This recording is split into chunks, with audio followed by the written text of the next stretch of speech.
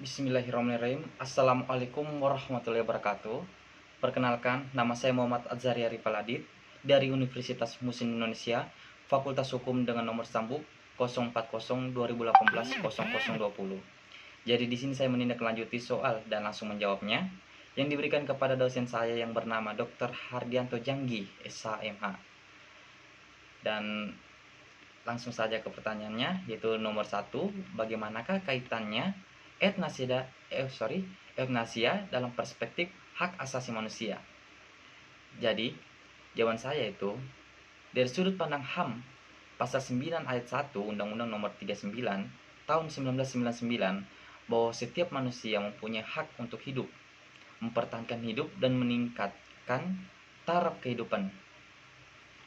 Dan soal nomor 2, bagaimanakah kaitannya euthanasia dalam perspektif hukum pidana dan sebutkan salah satu pasal yang kemudian mengatur hubungan dengan euthanasia.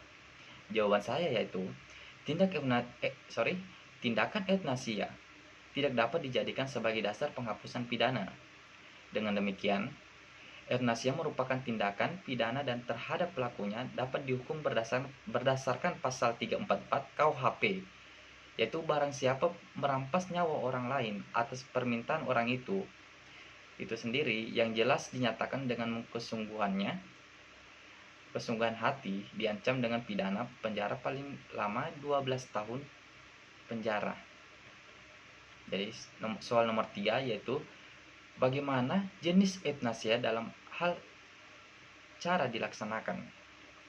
Di sini jenis euthanasia yaitu ada 4.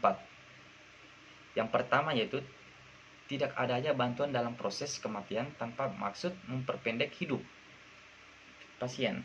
Dan yang kedua, adanya bantuan dalam proses kematian tanpa maksud memperpendek hidup pasien. Dan yang ketiga, tidak ada bantuan dalam proses kematian dengan tujuan memperpendek hidup pasien. Dan yang keempat, ada bantuan dalam proses kematian dengan tujuan memperpendek hidup pasien.